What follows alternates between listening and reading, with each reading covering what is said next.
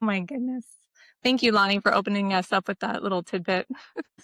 Their names rhyme. Amazing. So I'm here with some OGs of First Female, Gaby, our founder, Hayley, and Lani, and we are going to chit chat about Women's Art Week.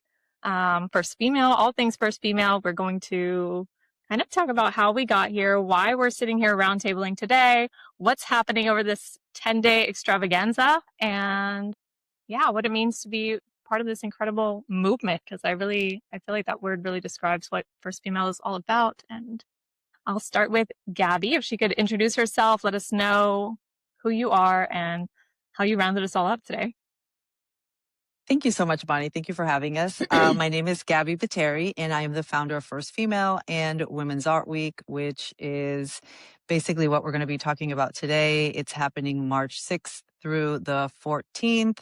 Well, now we've extended it to the 15th because there is so much excitement over getting this group of creative women together and finally just having a minute to exhale together. So that's why we're here. We're going to be talking a little bit about Women's Art Week and the theme of Reclamation, which is this year's theme. And I'm so excited to talk with the, OG founding members, which are Lani and Hayley.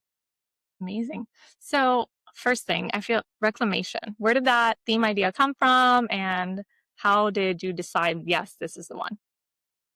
So last year's theme was parallels, and all the themes sort of come from the conversations that I'm having with the community. I'm very involved with the people that, are a part of it. So it was a year where the conversation was around like these parallel lives that we have as women that, we oftentimes feel like we're on parallel train tracks. We're being moms, we're being all these things, and there's no real place where they intercept. And, we almost feel like fragmented. So that was last year.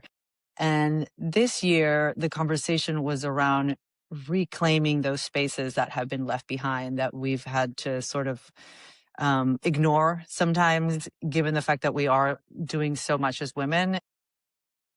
It has come up with some great ideas from our members and people that are going to be participating for reclaiming nature, reclaiming childhood, reclaiming our lives after divorces. I mean, there are a lot of different themes going around, and it could be something as easy as just thinking about when you were a little kid and you had a dream and now you get to do that. So a lot of people are reclaiming their creativity. There's so many ways people are reclaiming materials, actually, which is one of my more favorite things that people are doing with the theme. So that's the theme.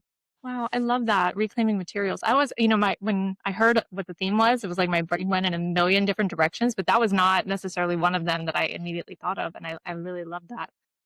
I feel like the world as a whole is really moving into this more sustainability kind of movement too in its own way. So I feel like people are coming back to that, and that's really cool to see.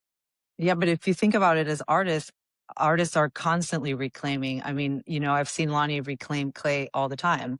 People reclaiming pieces of wood or something that broke. I have an artist who had a piece that was in a flood, and she's reclaiming that and has made a completely different, beautiful piece that she's going to be showing. So it's pretty cool.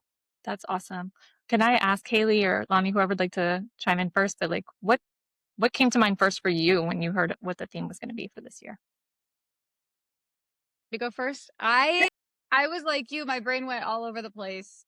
So because I have a reclaim bucket in my studio, literally we reclaim clay every day. And so I was trying to think of something to just make out of the reclaim clay, which we use all the time. So I made a few tall vases out of it, which kept failing and failing. And I kept I told Gaby, I'm not giving up on these. And these could be the reclaim. I mean, they went with the theme because they were just continuously, I was trying to fix them and get them back together and refiring them. And then we were kind of laughing about reclaiming our childhood, reclaiming the 90s. So then I did a separate different. So I have multiple kind of little, what's the word? What? Projects in it. And so, so reclaiming is it's a good word because it can really go with a million different things for every kind of artist. Yeah, I love that. I feel like how you described that was such artist brain, where we were talking about this in the 90s, and then we were like, that's such artist brain. That's artist brain. What about you, Hayley? So that's artist brain, but also is like how working in a community or working in response, to other creatives is so cool too, because the dialogue propels new ideas. So does a solo practice, right? But the dialogue is so important for that too. Anyway, so for me, I was thinking, I guess really like a back to basics kind of feeling where um I think about childhood too, or like just what are your core interests and goals and aspirations as a human person, right? And I think that in times of struggle or stress or just life, it can be such a distraction and pull you in, I don't know, different ways, which is awesome because we're flexible and nimble and resilient. But then there's a certain like point where you kind of want to swing back to rediscover who you are at the core. So yeah, that's kind of what I was thinking about. So for me, that means revisiting in my body of work. I use a lot of shape and like color, minimal. Like it's pretty minimal. But I've been working in wooden fibers lately. But I'm primarily I'm trained as I went to school for drawing and printmaking, so I was really interested in using paper and manipulating paper, and I just like love paper. And I haven't worked just with paper in a while, and so I was just thinking about um, kind of reclaiming that love that I had even from a child, but then going all the way into art school, like that, just working with that medium and what that would mean for me. Yeah, that's so cool that it brought back something different for you. And I love that idea of like coming back to childhood because I feel like I've heard that a lot that, so often it's like what we find that we're missing in our life is something that we let go in childhood. And it's like that's what's going to bring us Yeah. back to joy. And It's easy way to access what feels like play. And I think that's so important throughout the creative process, especially as you are juggling, like from last year's theme, many different aspects of your life. And as women, often in service of others and giving to others and pouring out. And so if you can tap into what feels familiar as play, and that might, maybe I think for a lot of people could be familiar feelings from play in childhood. So I don't know, it's just like an easy in to that flow state of play. yeah, I could see that for sure. And I don't know why, but for whatever reason, coming to mind now is this idea of play. And I love to talk about art and play in like the same realm because it is so playful and yet it's still serious work when you really get down to like what's happening on the inside of it. And I love that kind of dynamic at play there because yes, you have to stay in this playful, joyful, childlike state to be creating, at least in my instance, my favorite work. But balancing that with the deeper meaning of things that we're creating and how it's expressed to the world and how we share it and how we, connect with others through it. Like it goes, it starts at this like top where it's just childlike, play like, oh, you're just playing with clay. Oh, you're just playing with paint. And it's Mhm. so much more. Well, that's who we are Yeah. at our purest, when I mean if you see a child that has it's a person that hasn't been changed by the world. So if we can access that in ourselves, that makes us be at our most basic level. And I think that, you know, for me trying to achieve that, that's where I think my best, write my best, do things that are the most authentic is when I do go into that like childlike state.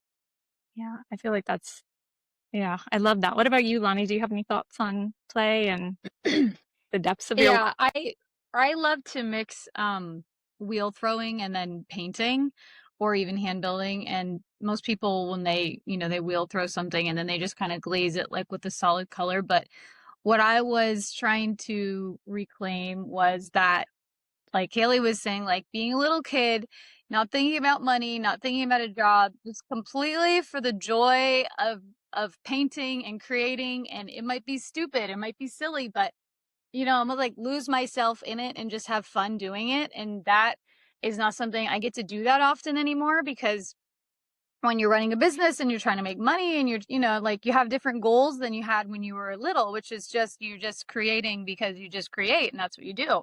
So it's nice. I like when Gabby gives me these opportunities to get back and to do something that at first I'm like, I don't have time to do this. I can't do this. And then I'm like, yes, I need to do this for myself. I need to take some time. I need to clear my schedule of all this other stuff that, it's been put in front of me and do something for myself. And so that's what I'm getting out of it. Yeah, I love that. I feel like sometimes the theme kind of is like feels constricting, but also then when your wheels start turning and you're like, oh, this opens up this whole thing for me. Yeah, that's really cool. I have to say that the idea, by the way, of having a theme came from a conversation last year when I was in the middle of planning the first, edition of Women's Art Week. And one of the artists, Valerie from Terracotta House, said to me, "What's the theme?" I hadn't even thought about it. And it put me sort of like in the position of saying, okay, let's see what the conversations are. So ever since then, people get very excited about it. And I love how like Lani and Hayley have interpreted so differently. And again, there's a show, Six Women, which Hayley's going to be. And in that show, we're showing inside a church. And we are reclaiming those spiritual spaces, that have been devoid of art for so many years, So not to get too deep, but, the churches were where all the art was. And then at some point, they weren't. So I always grow up in like a Catholic church with a lot of art. And, I would like to see that happen. And, for people to be able to enjoy art when they're doing something, joyful. So yeah, I love the idea of having a theme. I already have the theme for next year. Can I say You're something about piquing the my church? Yes. Yeah, for sure. So I've been, I'm gonna work in paper, and I know loosely what I'm going for, right? But there's a certain openness to it, like how the shapes are going to work together. But for color, I was really, trying to mine my brain and inspiration for what would this color be. And I started looking at drapery. So from medieval to Rococo to Baroque, art, and basically mining art history for representations of or depictions of draped, like bright ultramarine blue fabric. And obviously, it's found in a lot of religious icons and things that would have been in a church. And so I'm just pulling that color. I mean, obviously it has personal meaning to me too, but I just love the idea of putting that color back on the wall of the church too, because it's loaded with so much spiritual meaning too. So that's my church little tie-in. I love that. It just gave Byzantine. Yeah, Very cool. yeah. You guys are using a lot of words I don't know, but I'm feeling like Hey, I'm getting smarter history. as I listen. It's fine. It's why we're here. We're sharing.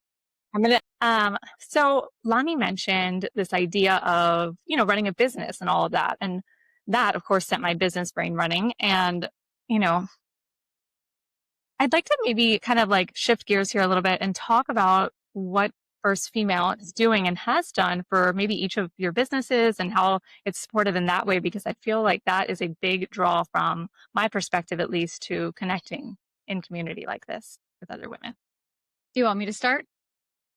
I will say something about this. I think what Gaby has done for a lot of these younger female artists is really give them a community that they can just automatically tie into, which I did not have when I started 11 years ago. I had to learn how to use hashtags and learn how to market myself on Instagram and try to reach out to local businesses and try to do collaborations. And it took that was like 90% of what I was trying to do at that point.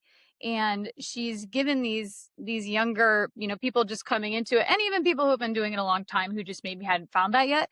She's giving them this great opportunity to have an immediate community in the art world. And I think that that's really cool, and that's so helpful for people and helpful for me too, even though I've been doing it for a while. But that's really neat.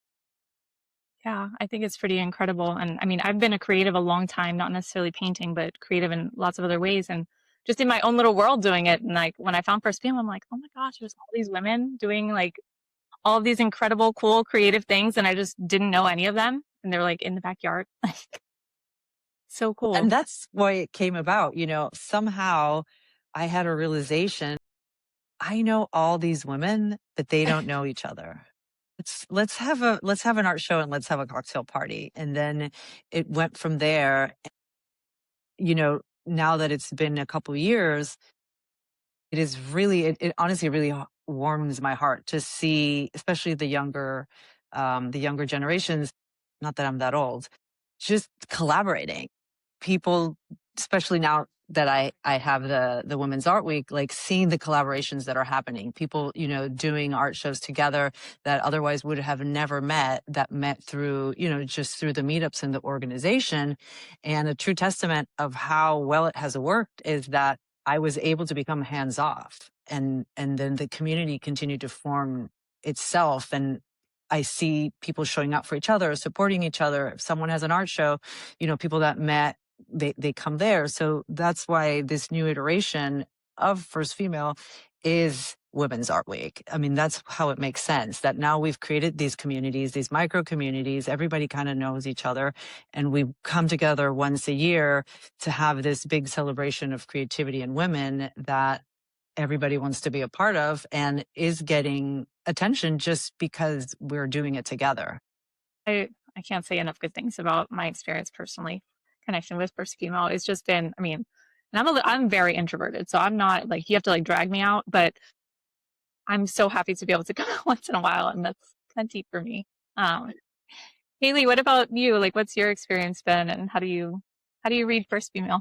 I think I feel like it's something that's totally not quantifiable, really, because it really has to do with just, you know, being more comfortable in normalizing creative career and feeling the support of other women around you, and having these little conversations here and there, and then being inspired by something that you saw maybe at their show or their conversation, and you know, their artist talk. And it's just, it's there's so many points of inspiration that, you know, you couldn't directly say this led to this outcome in my work and then I sold that thing and that helped my business, you know.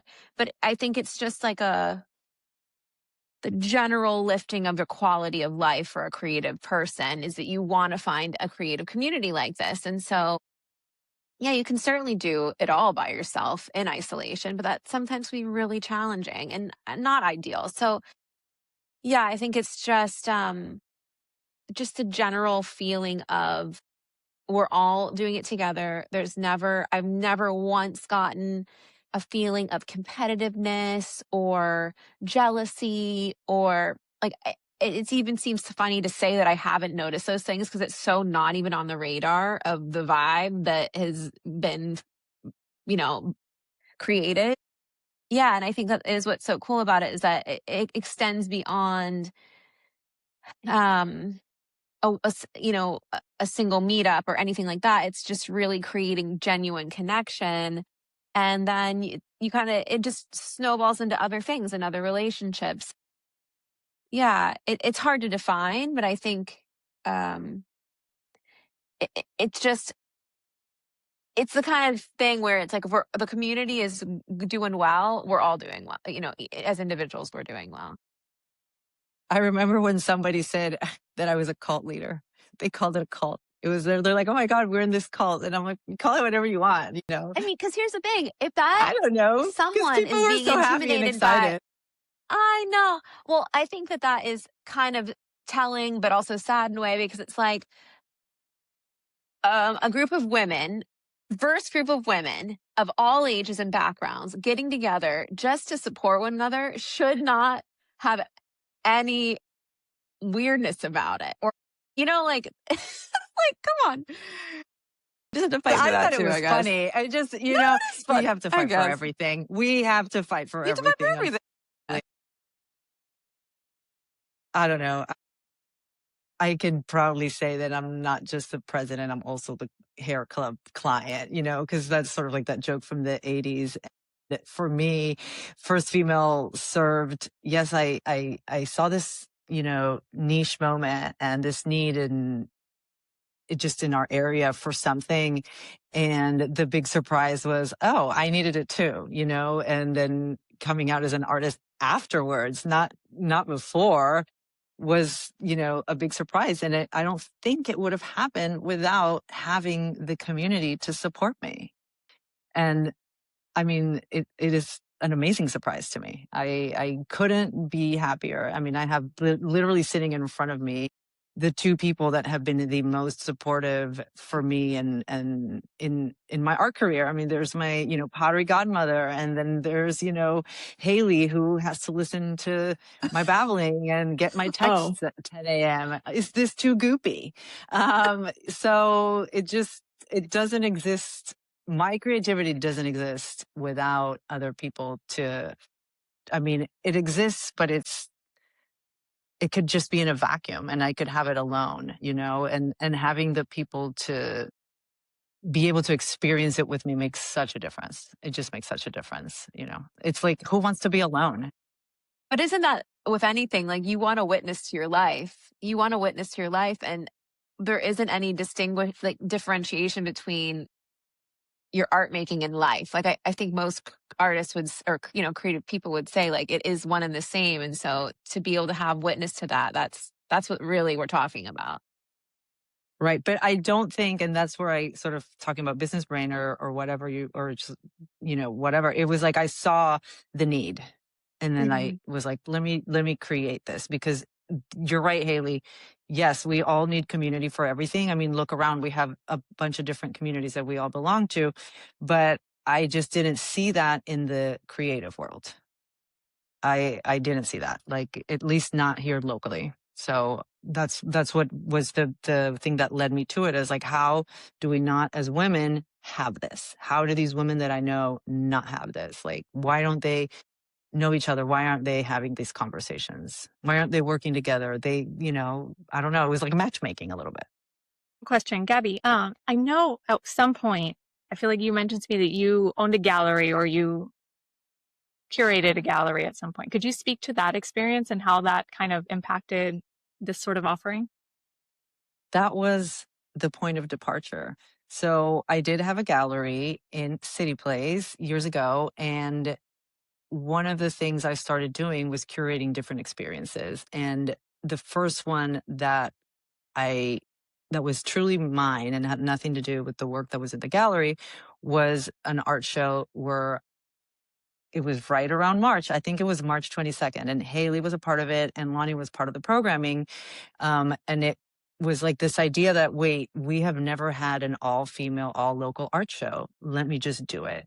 I did it, and it was a kind of a runaway success. I mean, we had a bunch of people at the opening night. We had beautiful press for it. And this was like just coming out of COVID also. So it wasn't a time where people were coming out. And I was surprised that I had like 150 people for that opening night.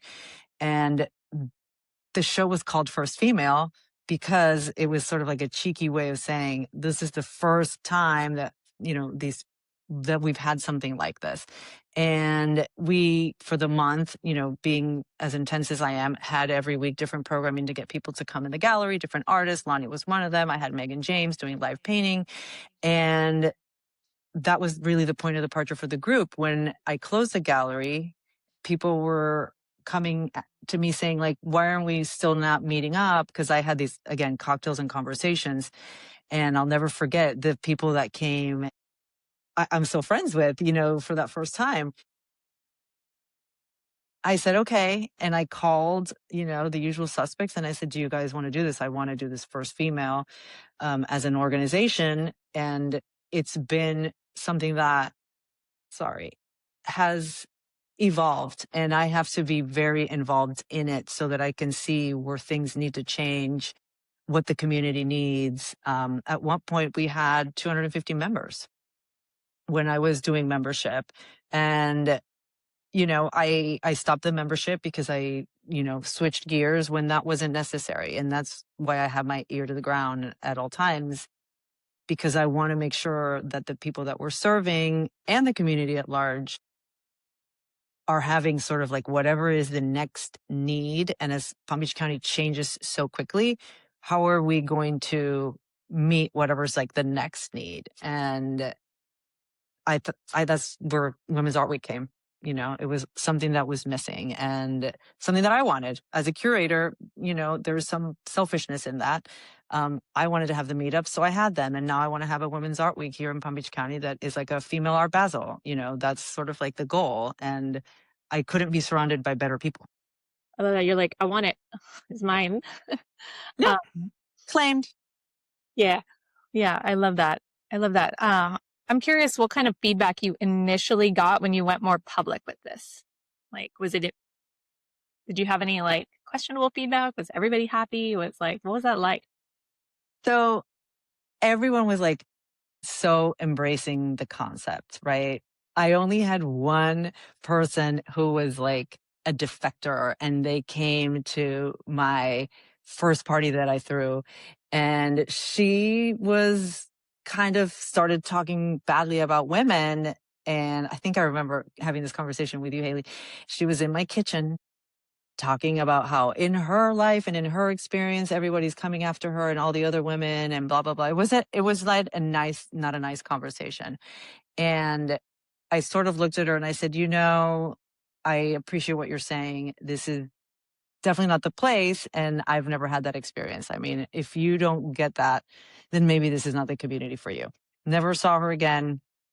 And that's been the only time where something like slightly negative has ever happened. After, it's all good vibes, so anytime that someone writes anything about it, it's always in the spirit of community. And even if people can't relate to it, because a lot of women who don't think they're creative, men, they see it and they like it. But the comment is always good, because it is 100% it's just good vibes. Yeah. I don't know if anybody else has a comment on what it's been like kind of sharing this with other people, or maybe people outside of the immediate art world. Anybody have thoughts? I have one thought. I can fill the gap here in a moment. So I recently shared with my son. We were talking about, I was letting him know that I was going to do this, and I let him know just kind of really briefly the disparity that exists in the art world. And he was kind of like, he was shocked. I mean, he's a 13-year-old boy, but he was probably like, what? He didn't even think of that as being like a possibility, I guess. And, my daughter was listening too, and she was kind of like super offended, super offended. My strong-willed little one. But yeah, that's kind of, I don't know. I think they were just shocked that that women needed a platform like this, Well, Isn't that hopefully, crazy? sorry. I was No, going go to on. say, hopefully that's ending with their generation, because, I have 3 girls and Hayley has 2 older girls and then a little cute baby boy. But I think Hayley's kids are in my studio all the time making stuff, and these girls just come in and they're creative. And I don't think they're even going to have I hope that they don't ever even have to think about that. I don't think they will. I hope so too. They were like, what? I mean, Yeah, and it's funny the when goal is that this becomes obsolete. yeah, because when we have conversations about it, me and the girls, they think I'm talking about something that's like, oh, like in ancient times, like they don't, or at least when there was only black and white television, like they don't think that that's anything that has to do with them. And I love that confidence, but the reality is it still exists. So hopefully by the time that they want to start careers, we can close the gap. But I think just the awareness is helpful for them. Yeah. My brain is running 2 different directions. So I'll throw them both out there, and whoever wants to respond can respond, I guess. But so in one direction, we could definitely talk about the disparity that exists, because after all, it is Women's Art Week. But also I'm loving your shares about your children. And I feel like I want to ask, what do your children think of your artistic life, and that their mom's an artist, and that their mom does these really cool things? I'll start on that. My girls make stuff, obviously they're all 3 very creative, and they just put a price tag on it and stick it on the shelf in my studio, and they just sell stuff. And I think it's so cool, because I'm like, you understand, you're like an artist making money already at the ages of 17, 15, and 13. Like really, the confidence that they have in themselves and in their artwork. And I just think that's, again, that comes with the joy of making stuff at an age where nothing has been beat out of you by society. They just are in there, they make it. They're like, oh, do you think someone would buy this? Okay, let me put a price tag and I'll stick it out there. And people do buy it. And so I don't know. I mean, I think our kids are probably not like normal kids because they are growing up. I have kids that come to pottery classes and they just sit there and they don't even know what to do. So, I mean, it kind of depends on the house that you grow up in, probably. Kids need more art, period. Yes, I can definitely speak to that. I grew up in a creative household. So it wasn't, and I still forget that people don't grow up the way that I did or the way that my children have grown up, like literally spending all their free time at the armory. Like I'm, you're not going to find me at Phipps Park with the baseball. It's just not the reality. And I have 2 boys. They've had to figure out sports on their own. And yeah, we're just a creative household. If we want pizza, sometimes we just have to make the dough. For the last couple of years, my younger son, who didn't really like the arts, actually, I will say both of my kids, as much as they've had the creativity, that wasn't their thing. But as they've gotten older and as they see me more engaged, they have in turn also become like my son who's 17. He sews. He is a sculptor. He works in metal. All he needed was the opportunity of being in a place where he could do those things. He's won 2 awards for his sculpting. So now he's actually going to be in a show in Miami in a couple right after Women's Art Week that I probably couldn't have gotten into that. So it's pretty cool to see, just, I don't want to say lead by example, but yeah, like just by seeing that's a part of just being a whole person, to be able to express yourself in a way that's healthy and tangible, because that's the difference. It's something that's tangible, at least what we're doing here in the house. It's just an extension of who they are as people. Just like Lani's girls, I've seen them. They always got a little clay in their hands, and my son's like embroidering all the time. Yeah. My girls this past year, they wanted to start their own little businesses. And so the 7-year-old started like a melted wax on canvas, like making abstract art, which like so cool. And then the other one was doing beaded jewelry. And I think they were looking at it as like, we want to have a business. It's kind of like every kid wants to have a lemonade stand, But I was so proud of them. And there's so many things you have to think about when you're setting yourself up to run a creative business. And I think it's good exposure and like a good thought exercise. But I also had been talking to them about how everything you make doesn't have to be sold, or it doesn't have to make you money. Because I think that's a whole nother way that something could turn into like a little bit of like, I don't know, you could have disordered thinking about, because they see me running, like making money off of work. You know what I mean? That's my job. It doesn't have to just be that. I don't want it to become, I don't know, too burdensome.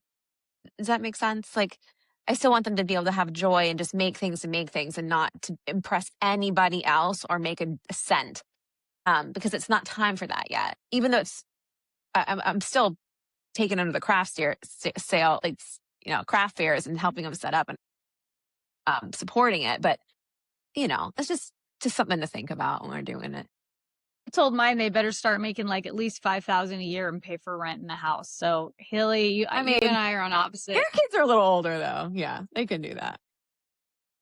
But it is hard because I think, and Lani, you probably feel this too. It's like, you don't want it to become so business focused that you start to lose yourself in it, because I think then the collector can start to feel it eventually, like you still want to retain that as pure of inspiration as you can. Yeah, it's a challenge sometimes. Yeah. It's like when Eminem became successful, and his songs weren't really, they don't have the same like grit and like hunger. So you don't He wasn't on the streets anymore. You don't want to get Super parallel. We went there, Bonnie. Yeah, no, I'm not surprised. But as Hayley was sharing about trying to instill, like holding that joy of the process, it made me curious about how all of you are holding on to that joy while still trying to build a career. And because I feel like that's so important for us too. I guess for me, my career's not even that long, so I'm still sort of unjaded. I still, do other things to make money. So it's almost like creativity or creative pursuits are an escape still. I do series of things and I get a little bored. So I could see and then actually I thought about this the other day because I was like, ugh, I don't want to make this like the third of this or the fourth of this again. And I just start another project and then I have to, redirect myself. So, I mean, I haven't gotten to that part yet, but I could see how doing something with a result that is tied to, something financial could definitely become a little bit of a burden. And I think what Hayley does with the girls is the way to go. Is like, okay, but always just have the one thing that you're doing for yourself. Yeah. I came at it a little with a little bit of a different angle because I've always done art. I've always been creative. I've always loved to draw and loved to paint. But when I started making pottery, I was Googling, can I make money selling pottery? So I started this as a business to make. And along the way, I would take a day to hand build or take a day to paint, like I was saying. And then that would be my little break. But like, I for sure did this to make money. So I stopped teaching and I was home with my kids and I was like, how can I do this from my backyard and how can I make this into a business? And so that was my goal really from the beginning with pottery. And can I just do a little plug for Women's Art Week? Because this kind of takes it home in the sense that that's why Women's Art Week exists. So people who are creative, who are running creative businesses can take a break. And like I said before, sort of like exhale and work on something that's not what they're working in their usual, business life, but let's work on something that this entire creative community is doing together that has nothing to do with that. And where creativity can really just be about creativity first. And yes, of course, we want everybody to sell because everything is for sale, but that's not the number one thing. I think for me, the part that includes the selling or the commercial aspect of it is, how we close the circle. But that's not what the circle is about. That's just the end. It's really about that joy, that creativity, and having other people experience that with you. Yeah, and I would say that's the biggest takeaway I have for Women's Art Week is that I'm here running a business, I'm here trying to make money, I'm trying to fill classes, I'm trying to sell pottery, and then Gaby forces me into these crazy shows where I have to be like, "Oh, okay, fine, fine, fine, fine." And that allows my brain to take whatever the theme is, which can be interpreted in a million different ways, and really run with it in my own creative way. And if I make something weird or something that no one wants to buy, it's almost like a little vacation for me to get to do that. And I really appreciate that. Even though when she first asked me, I'm always like, no, God, I can't do it.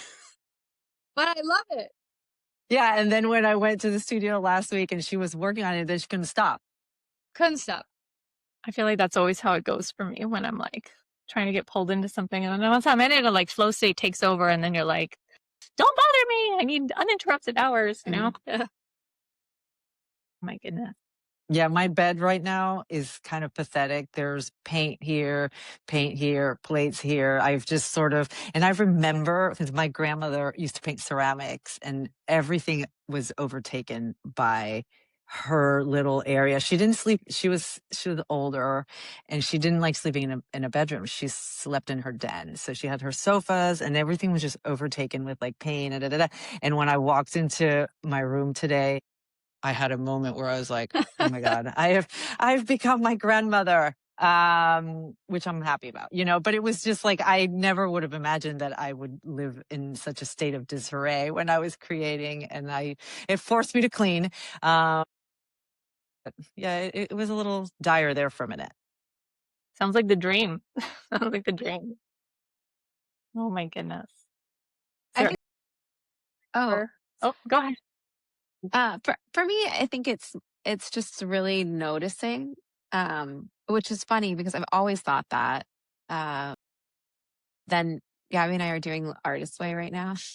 And that's one of the like I think in week 1 or 2, I don't know, early on, she talks about that, like how it's really just noticing and noticing what is like lighting you up, and it can be the most mundane thing, but if you are just conscious of it and kind of keep a little mental note or physically write it down, I think you start to find through lines that then you can, mine them if you want or not. You can keep it light, but then you can kind of like look a little bit more deeply into it and think, what is this?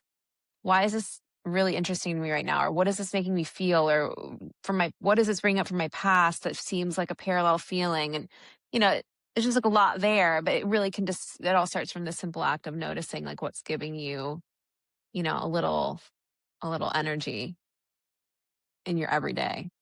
Yeah, that makes me think. I've had this thought and left and it's back.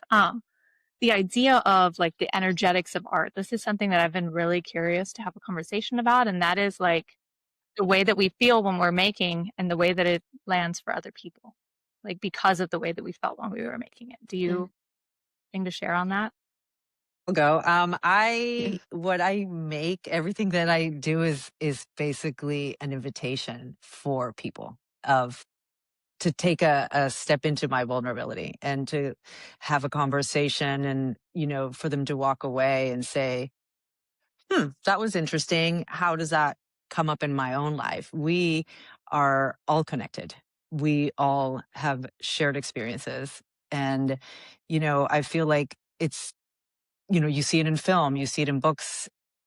So that sort of like cinematic aspect is a way that I see the world.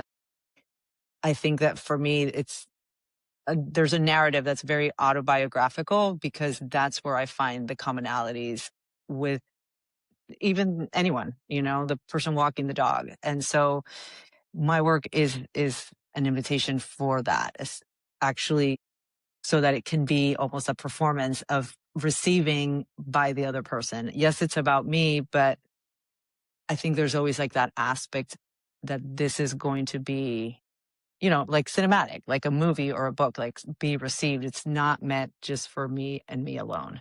Um, Parts of it are, you know, the motivation, maybe the intention of the things that represent myself, but the end result is always being like, oh, I wonder what people are going to think and what it's going to make them think, not about the work.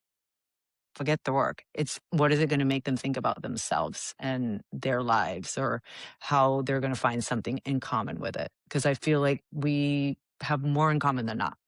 I'm very selfish. I don't really think about other people's feelings or how they're going to interpret my work or what they're going to think. I honestly, when I'm just being creative and having fun, like it is purely for myself, for my own enjoyment. And I think part of that is because like I was saying, I'm usually trying to sell stuff and trying to make money and making, plates and dishes and custom orders. So when I do just do something weird and wild like the stuff for the show, like I is just for myself. Well, you're Officially. also an only child. And I do love to be the star, as you know. I'm one of five. So everything that I ever did was in relation to like a group. So I guess that carries on through, the way that I do everything. I think it is helpful though to have that approach sometimes where you're like, I need to make this no matter what. Like, who cares what anyone else thinks or receives? I mean, I think for the life cycle of the art to meet its full, to close the loop, it does need to be in the world and have, someone see it, but I think that it's an amazing place where you can get to the confidence and the freedom to feel like this feels like something that needs to come out of me because it's an itch I just have to scratch. I don't know. Whatever happens to it beyond me. And I don't know. That's I really feel like it's like winning the lottery when you get to that confident point of inspiration that you just have to make it and see it through. Well, I agree. It's not that I'm like making for a specific audience, but um, you know, the things that I do are very idiosyncratic. I mean, like I said, it's Yeah. a it's a personal narrative, but there's always, especially as I'm finishing something, because I love to sort of like see it through. It's all very instinctual too. Like I don't ever think this is going to be a certain way, right? It's just like, okay, let me do a little bit of a vomit of what's going on in my internal world onto this canvas, right? The canvas can be anything. And as it's coming out, I'm self-discovering, I'm having conversations with myself. And then in those conversations, I'm like, okay, like, what would someone else think about the same thing? Like, you know what I mean? Like Yeah. the audience sort of the viewer or whatever comes a bit later in the process once it's already underway. But, and I guess that's the curatorial brain thinking once it's in situ, that's where it comes in, where it's like, okay, like last week I went to the Arts Warehouse to do the sort of pre-curating of the mud show that we're having for Women's Art Week. And that was like, my brain just switched. And I was in a complete and total flow state, just being like, this is here, this is there, this is there. And I'm 100% thinking of whoever's going to be walking through that space and what they're going to be feeling and the journey that they're going to be taking, through the pieces. And I actually had one installation that I'm completely changing just because of that, so I do have a lot of respect for the end user in a sense when I am creating. And I guess it just comes in sort of like towards the end. And, I spent 47 years of my life creating just for me. And, 6 months ago, I was like, let me just show my stuff to the world. And because I've been showing other people's things to the world, so it is like, I think that I'm in that journey too, of like that curatorial piece. I don't know. It's important to me. The experience part of it is important to me. Is again, it's like the whole thing completes. That's why you're a curator, and that that is a different brain and a different mentality than probably most artists have. But I think it's cool that you can do both, because I don't know. I guess I could if I tried, but I don't really think like that. Yeah, this makes me curious. I do want to be mindful of time. We're at like 50 minutes right now, but if you'd like, I know for sharing this later, I don't know if you want to take a few minutes to share a little bit about some of those individual exhibitions or whatever's going on, the events, so that you have something to share there. Me? Maybe Did you do the dates? with the opening event. Maybe you want to share about the opening event. You know what's first? Creative Goodness. morning. Okay. Does someone else want to take it? I'm kind of embarrassed because it's about me. Okay, I'll take it. Creative Morning is a great art, like a fully fleshed out creative community that's existed for many years in the area. And Gaby is the guest speaker for the month. And it's the first Friday of the month. And it's going to be at Memorial Presbyterian at 8 a.m. They have coffee. It's at the Arts Warehouse. Oh, I'm sorry. It's Art Warehouse at 8 a.m. And yeah, so that's going to be really interesting. She's going to do a talk. And that kind of kicks off, the day. And I will say this about Creative Mornings. We have sort of an unofficial partnership for the month of March where they have had us in different capacities. Someone from our organization, a woman, creative for like the last 4 years, I believe. So I am finally going to be the guest speaker this year. Once you do it, you don't get to do it again. So I am kind of excited, but what again in the spirit of community, of building community, to have been able to create this partnership that continues is the reason why Women's Art Week exists, because on January 2nd, I had Creative Mornings give me a call and say, what do you got? What do you got planned for this year? Like, what are you doing? Are you coming back in March? And at that moment, I wasn't 100% sure, but that was something that was a bit of an assurance to say, yeah, we're doing it. And you know what? I'm going to be the speaker. And then guess what? The theme is local. So, I was thrilled about that because everything about Women's Art Week is about local. Yeah, I was curious about the theme of what is this? What is the meaning of local? Which I put it in my calendar. I have never been to a creative morning, but I've had it on my calendar like 3 different times and failed. So I'm hoping, hoping to get it together. It's really worth great. it. It's worth it. It looks incredible. Yeah, I love artist talks and things like that. So I feel like it's right up my alley. Lani's been in it. Hayley's been in it. So it really is. It is a great way to start a Friday morning in the beginning of the month. I have to say, you get so much out of it. They're all different. I'm a little nervous, but it's like everything this year. I'm just diving in. So I pulled up the calendar so I would know what's going on since we're hazy here, apparently. There's a lot going on. There's a lot of events. So can't blame you. So much. I It's know crazy. the opening reception mud, a reclamation through clay at Arts Warehouse, Strawberry Beach on the 6th. And then the next day, it looks like we've got art outside, reclaiming creativity at Terracotta House Studio.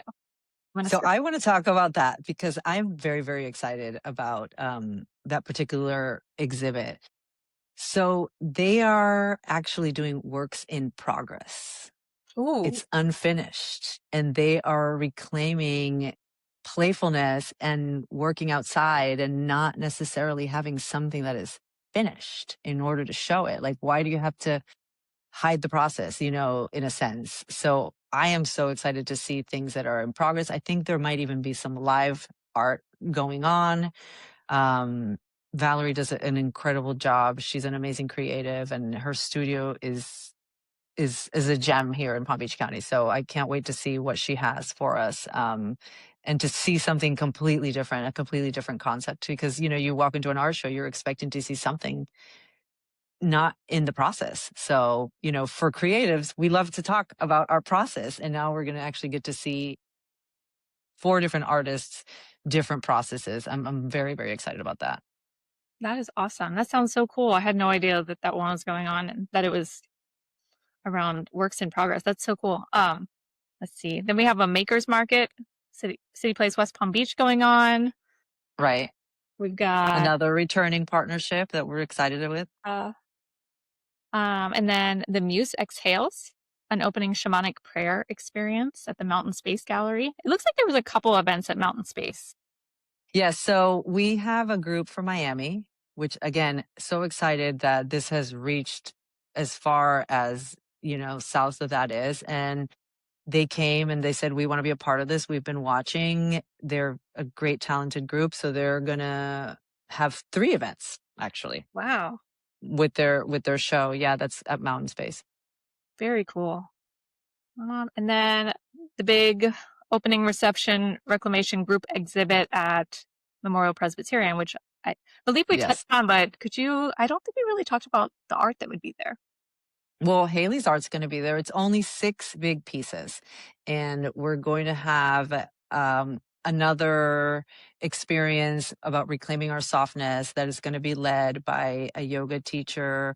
And those are inspirations that the community has had with the theme that have come to me and said, Gaby, can I do this? So of course I'm going to say yes. The fact that people are wanting to have these spaces where they can reclaim their calm, their peace, and that it goes with art. Again, it's a testament of how art opens a door, but then these, different ideas that are creative, that are about health and wellness, also come in, and, we welcome them. I mean, of course you want to, I don't know, when I go to a museum, to me, it's like going to church. So if someone else wants to do something that makes them feel better, that is attached to art, I'm always for it. So it's a night where, yes, we're going to be looking at these 6 very distinct artists showing something inside a church that's usually just a white box. and then going and having a moment of breath and, you know, softness. That to me is exactly what Women's Art Week is about. Yeah, that sounds beautiful. I feel like without something like that, it's hardly a Women's Art Week. It's like, you know, we have to bring in some of that softness. And this one surprises me. An evening return of, it's an acoustic concert. Music is also art, and That's we had these amazing, you know, local acoustic artists last year, and we had them inside the church, and they're back. You know, now we're doing it in a different location, and it was honestly my favorite night last year. So I love music, so I'm so excited that we're doing it in Boca now at the History Museum. Okay, and we'll do a plug for Jess Kirby and her spring reclaiming painting workshop. Mm-hmm. She Yeah, has been doing it up with these workshops. I don't know if yeah, anyone has been seeing her. they're amazing. Yeah, and the turnout is incredible from what I'm seeing. People are really resonating with this idea and the offering that she's put together, and her work is Yeah, it's really beautiful, and her work is also going to be in the Reclamation show. very cool. Wow, quite the lineup. Do you expect any last minute kind of additions here, or are you like closing it? We're done. I mean, there's always something, but I think as far as yeah, I think we're good. This is like a week away. So no more surprises. gotta- There will already be surprises just with what's already in there. So Yeah, incredible, incredible. Thank you so much, ladies, for taking time with me and yeah, for sharing so openly, because I know there was a lot of juicy little nuggets in here, and I can't wait to export this, get it uploaded, and share some of those little clips. So, thank you. can't wait. Thank you. Thank you. And thank you, Lani. Thanks. Thank you, Hayley. Always thank you, Bonnie, for, you know, being a good sport and just, I know that this is not necessarily, again, part of your business. This is sort of, you know, a derailment. And I really appreciate, you know, people supporting this vision. Podcast is sacred work in progress, and I feel like this qualifies. This qualifies. Yes, absolutely. Thank you. Thank you. Thank you.